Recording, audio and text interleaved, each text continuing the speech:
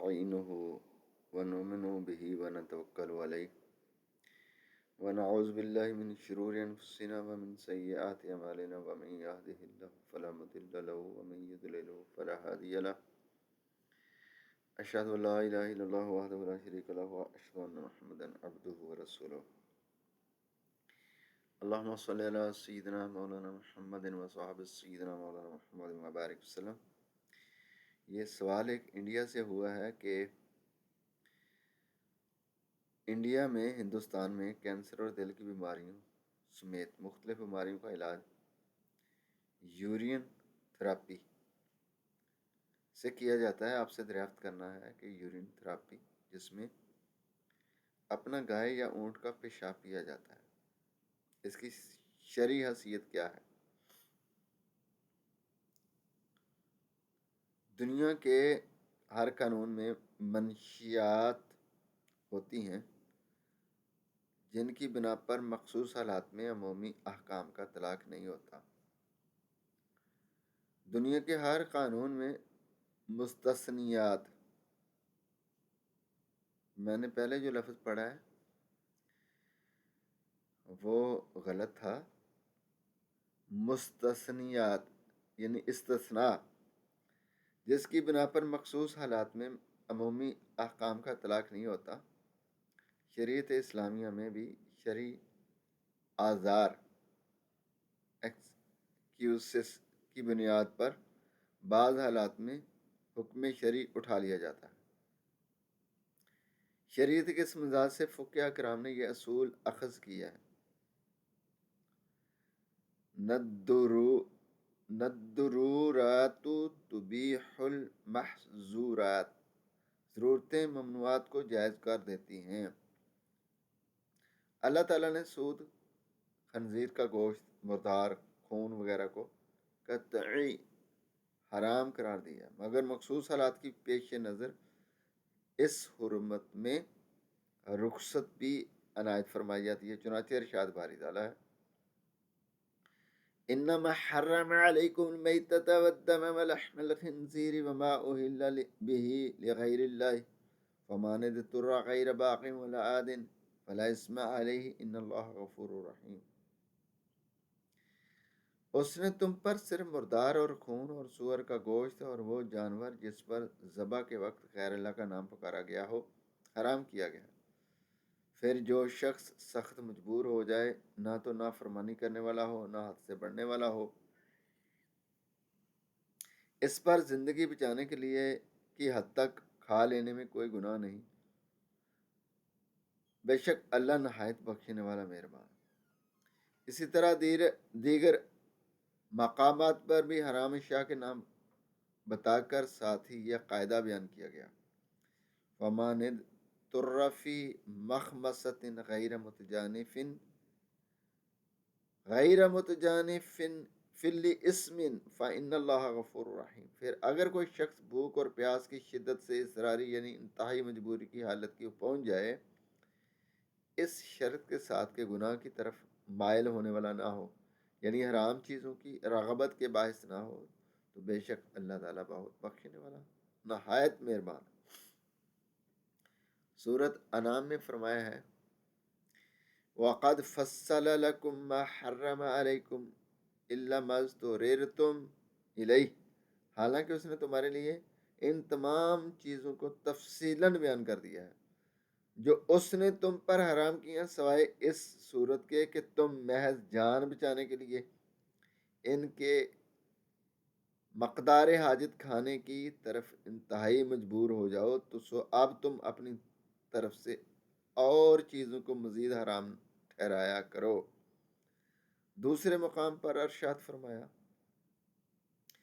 فَمَنِ اضْطُرَّ غَيْرَ بَاغٍ وَلَا عَادٍ فَإِنَّ اللَّهَ غَفُورٌ رَحِيمٌ۔ پھر جو شخص بھوک کے باعث سخت لاچار ہو جائے، نہ تو نافرمانی کر رہا ہو اور نہ حد سے تجاوز کر رہا ہو، تو بے شک آپ کا رب بڑے بخشنے والا مہربان، نہایت ہی مہربان۔ عقل یہ یا قرینہ سے آئے کچھ اور لوگوں کو مدینہ منورہ کی آب و ہوا موافق نہ آئی تو بیمار ہو گئے۔ حضور سرور کائنات صلی اللہ علیہ وسلم نے ان کے علاج کے لیے اونٹوں کا بول پیشاب تجویز کیا۔ حضرت قتادہ رضی اللہ تعالیٰ عنہ نے حضرت انس رضی اللہ تعالیٰ عنہ سے روایت کی ہے، کچھ لوگوں کو مدینہ طیبہ کی آب و ہوا موافق نہ ہوئی تو نبی پاک صلی اللہ علیہ وسلم نے انہیں حکم فرمایا کہ فلاں چرواہے کے پاس چلے جاؤ جو آپ نے اونٹوں کے لیے مقرر فرمایا تھا، اور وہاں اونٹوں کا دودھ اور پیشاب پینا۔ وہ اس چرواہے سے جا ملے، پھر اونٹوں کا دودھ اور پیشاب پیتے رہے یہاں تک کہ ان کے بدن درست ہو گئے۔ تو انہوں نے چرواہے کو قتل کر دیا اور اونٹوں کو ہانک کر لے گئے۔ حضور سرور کائنات صلی اللہ علیہ وسلم تک یہ بات پہنچی تو ان کی تلاش میں آدمی بھیجے گئے جو انہیں لے کر آگے، اور ان کے ہاتھ پیر کٹوا دیے گئے اور ان کی آنکھوں میں سلائی فرما دی گئی۔ عام حکم یہ ہے کہ انسان سمیت تمام جانوروں کو بول و برزاد نجس اور ناپاک ہیں۔ اگر کپڑے یا بدن پر مقدار درہم کے برابر یا اس سے زائد ہو تو دھونا واجب، ورنہ کپڑا یا بدن ناپاک رہے گا۔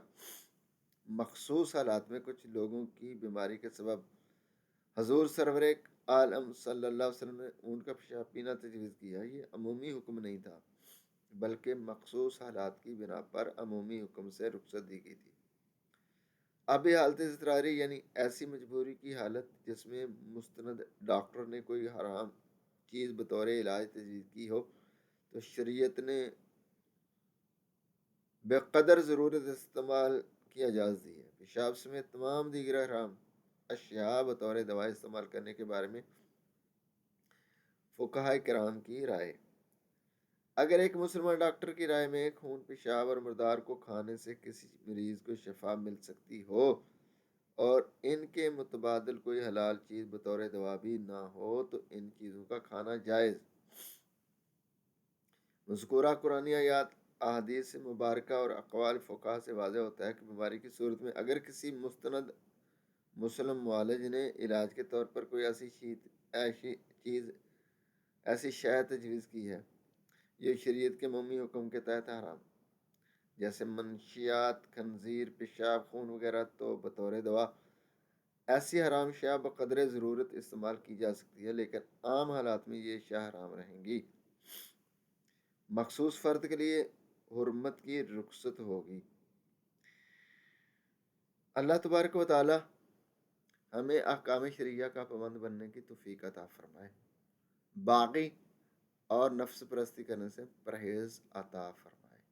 میری دعا ہے سارے سامعین کو اللہ تبارک و تعالی ایسی امراض سے محفوظ رکھے جن میں انسان ایسی چیزیں استعمال کرنے پہ مجبور ہو جائے جو شریعت نے حرام کی ہیں، تاکہ ہمیں حرام سے بچنے کی توفیق مل جائے۔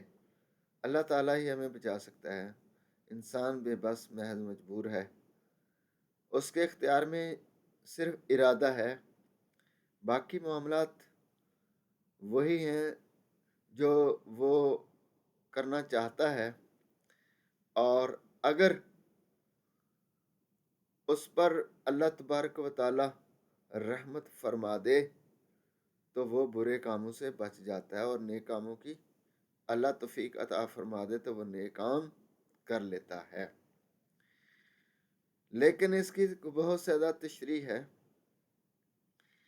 تشریح یوں ہے کہ بعض اوقات کوئی شخص برا ارادہ کرتا ہے اور وہ اس پر کامیابی کے لیے تمام قسم کے حالات اور ماحول بھی پاتا ہے، مگر اللہ تبارک و تعالی عین اس موقع پر جب وہ عمل کرنے لگے تو کوئی ایسا ذریعہ پیدا کر دے جس سے وہ باز رہے، تو یہ اللہ تعالیٰ کا بہت بڑا احسان ہوتا ہے۔ اسی طرح کوئی شخص نیکی کا ارادہ کرتا ہے اور پورے حالات اور معاملات اس کے حق میں آتے ہیں کہ وہ نیکی کر سکے، تو اللہ تبارک و تعالیٰ کی طرف سے اس کو موقع مل جاتا ہے نیکی کا، اس کی عمر بڑھ جاتی ہے، وہ بیمار نہیں ہوتا، کوئی اور اس کے اندر کوئی ایسی چیز پیدا نہیں ہوتی جس کی وجہ سے رکاوٹ پیدا ہو جائے، تو یہ بھی اللہ تعالیٰ کی بہت بڑی نعمت ہے۔ زندگی اللہ کی بہت بڑی نعمت ہے۔ انسان کو ہر وقت اللہ کی بندگی میں لگے رہنا چاہیے۔ اور بعض لوگ کہتے ہیں کہ کیا تلاوت کرتے رہنا چاہیے، کیا کام چھوڑ کے بیٹھے رہنا چاہیے اور ذکر کرتے رہنا چاہیے؟ ایسا نہیں ہے۔